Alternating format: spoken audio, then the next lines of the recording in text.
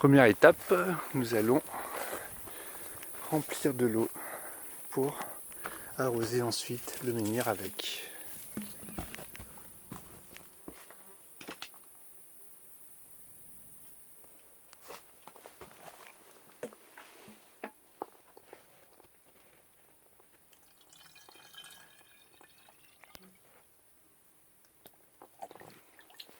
Voilà.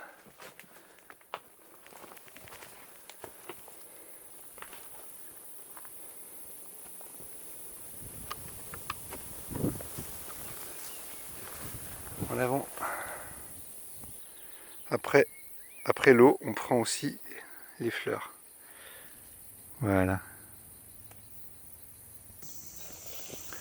La marche d'approche sur le Causse, c'est vraiment très sympa. Les murs de pierre sèche, vraiment emblématiques du Lot. Les buis morts fantomatiques.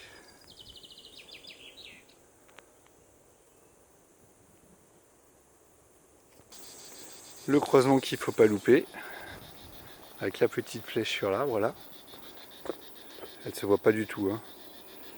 Pour la petite info, au début où je cherchais cet endroit, c'est le menhir qui m'a appelé. Moi j'avais commencé à descendre par là. J'étais fatigué, je suis remonté là, puis j'étais épuisé, j'étais soufflé, je mets la main comme ça en disant mais putain, elle est où cette flèche? Et c'est là que je l'ai vue. Il faut vraiment le deviner. Hein. Et là on voit qu'on est vraiment à flanc de colline, à flanc de travers plutôt. Plus on approche du menhir et plus la végétation change. Le faux. Nous voilà arrivés. Donc le buis fantomatique. Et c'est l'emplacement. Donc là, je ne sais pas si vous devinez, mais il y a une sorte de tas de pierres. C'est la remontée. Là, il y avait le petit passage. Ici, c'est les flèches qui vous indiquent le solstice ou les équinoxes en s'alignant sur le menhir qui est là-bas. On va le voir. Voilà. Ça, je crois que ici, c'est la pointe pour l'hiver. Ici, c'est la pointe pour l'équinoxe. Et ici, c'est la pointe pour le solstice.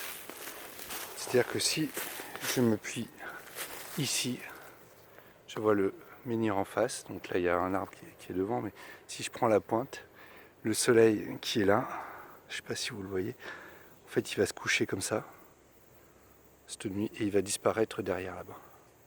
Voilà. Donc là, on a une petite esplanade. Voilà la descente.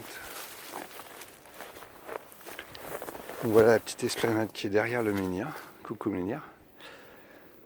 Donc c'est un des sols du Quercy. Mais sinon on a beaucoup de dolmens. Mais des pierres levées comme ça, il y en a très peu. Voilà, là il y a les trucs au-dessus du vide. Et là, donc ici, c'est un point énergétique où les gens viennent, ils se mettent à côté du menhir et puis ils viennent se recharger. Je ne sais pas si vous voyez, mais ça ressemble beaucoup. Je ne sais pas si c'est taillé ou c'est un sexe féminin.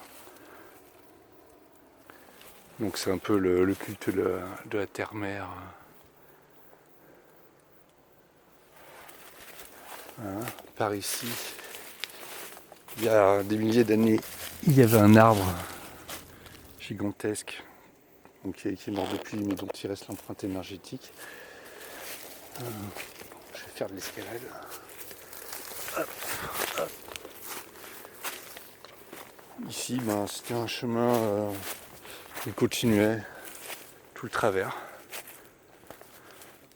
qui est aujourd'hui sous les ronces, qui est complètement démoli. Bon, là, la vue n'est pas dégueulasse non plus. Franchement, là, ceux qui ont mis le menhir là à l'époque. Donc pour vous donner un ordre d'idée, le lot en dessous, il a 155-160 mètres. Et le menhir nous a dit que quand il a été construit, l'eau était juste en dessous de l'affleurement rocheux là-bas. C'est-à-dire à près de 200 mètres de haut, quoi. Donc ça nous donne une idée de quand ça a été construit.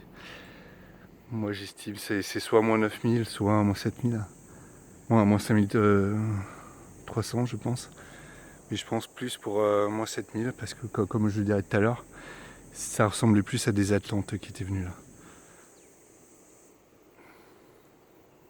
Voilà, et sinon, donc le menhir est là. Et juste au-dessus, ça c'est moi qui l'ai trouvé avec mon pendule.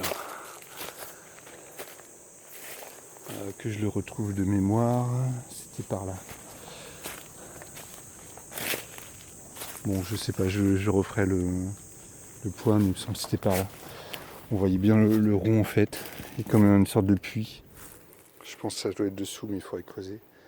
C'est comme un puits où il y a une grosse faille cosmotellurique, un point énergétique. Donc comme d'habitude, hein, le cœur il est là, alors que la pointe, le clocher qui prend la foudre est là-bas. Voilà, à tout à l'heure. Bon, désolé pour le chevreuil qui vient nous embêter, il aboie, il est tout perturbé. Donc en fait, le rituel, comment on fait? C'est entre le 21 juin et le 24 juin, donc la Saint-Jean.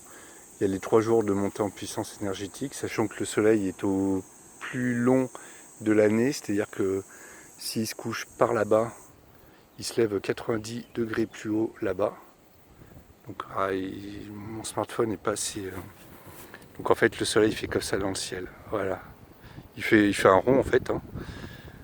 Et en gros, au moment du solstice d'été, c'est là que nous on est le plus au nord. C'est-à-dire que le soleil est le plus long.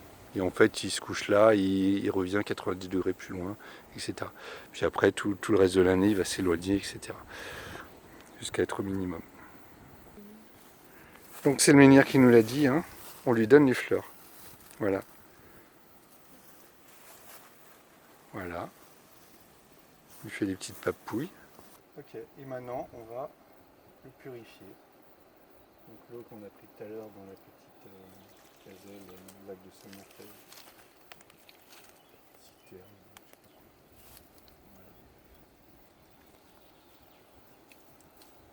C'est comme ça qu'il faisait, il aime bien que les humains y refassent ce que lui avait l'habitude qu'on lui fasse.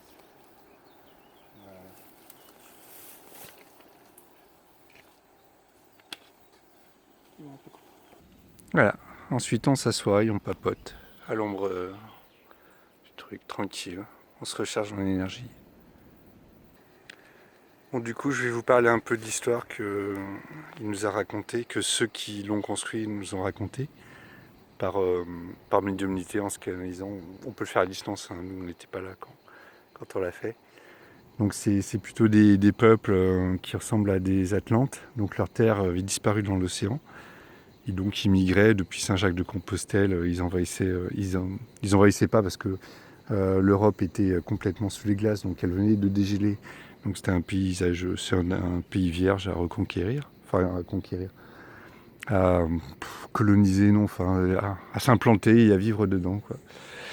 Et donc en fait, c'était pas une route principale ici, mais ils avaient vu j'appelle ça une cheminée cosmotellurique, mais enfin c'est-à-dire une faille où c'est beaucoup plus pratique pour les énergies qui sortent du noyau de la Terre et qui viennent de l'espace et inversement pour passer dedans, parce que c'est comme une résistance électrique en fait, c'est celle qui a le moins de résistance, toutes les particules passent là-dedans.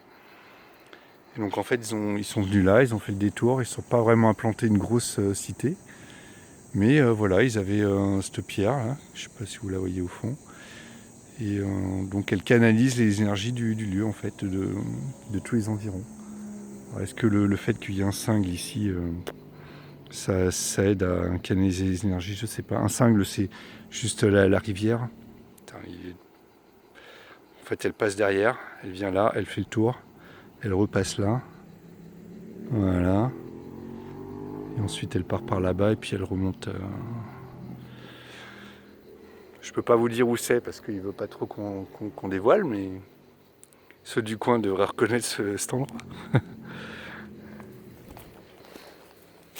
Donc voilà, donc les Atlantes ont débarqué ici. Je suis au bord là. Les Atlantes ont débarqué ici et en fait tous les pèlerinages à Saint-Jacques-de-Compostelle, c'est juste le retour aux sources pour revenir là, le lieu où ils ont débarqué, quoi. Donc ça, je parle des peuples mésolithiques, hein, qui sont entre moins 9000 et jusqu'à l'envahissement des Celtes. Donc je pense que ce qui viennent d'Ukraine. Hein. Donc là, c'est pareil, on doit être vers moins 4000 ici dans la région. Sachant que la Bretagne, c'était moins 4000 et les Basques, c'est ceux qui ont résisté le plus, c'était moins 2000.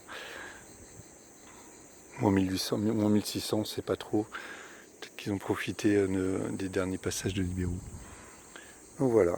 Donc c'est vraiment un coin chanteur. Hein. Enfin, chacun, je vous dis pas l'endroit parce que chacun près de chez lui a ce genre d'endroit. Même dans les villes, hein, vous avez Fontainebleau, vous avez des trucs comme ça où tout est fait pour vous, quoi. Tout est fait pour se ressourcer dans la nature. Hein. Les, les druides, en fait, c'est les Celtes. Mais les Celtes, les populations chasseurs-cueilleurs, les, les Vikings, ils ont repris les peuples, un peu les traditions mésolithiques des peuples qu'ils avaient génocidés. Ils ont juste rajouté aux forces de la nature, aux canalisations, ils ont juste rajouté les noms comme Odin, sa femme, etc. Quoi. Donc voilà, ici en fait, sur ce menhir, ils canalisent les énergies. Les gens se mettaient à côté et comme ça ils pouvaient se relier à des énergies plus hautes. Ils pouvaient demander, ils pouvaient guérir, ils pouvaient se renseigner sur d'autres choses. Donc voilà, non, ça va pas le faire. Hein, je peux pas voir, j'arrive pas à vous montrer la hauteur, il doit faire dans les 4,50 m. Donc c'est vraiment le plus haut de la région, quoi. Les archéologues le connaissent, ne vous inquiétez pas. Ils le divulguent pas trop non plus. Voilà, magnifique pierre. Donc voilà, n'hésitez pas à aller voir vos menhirs, à leur parler. Il dit qu'il est content parce qu'il y a très peu de gens qui viennent le voir. Donc voilà, bon, évidemment, lui, il doit avoir 11 000 ans. Donc nous, on passe à une échelle grandiose, quoi.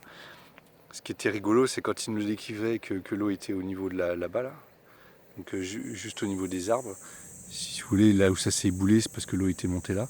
Et ensuite, peut-être qu'elle est remontée ensuite à un autre niveau plus tard, parce qu'il y a eu 2 ou 3 passages de Nibiru. Mais pour lui, l'eau était restée. Elle avait baissé rapidement. Mais pour un menhir, rapidement, c'est 500 ans, quoi. Pour un menhir de 11 000 ans. Et en gros, il est beaucoup plus ancien que toutes les statues menhirs qu'on trouve au musée Fenaille à Rodez. Même si les gens y ont mis la même énergie, la même. Enfin, il a sa personnalité propre, du coup. Voilà. Petit menhir du coin.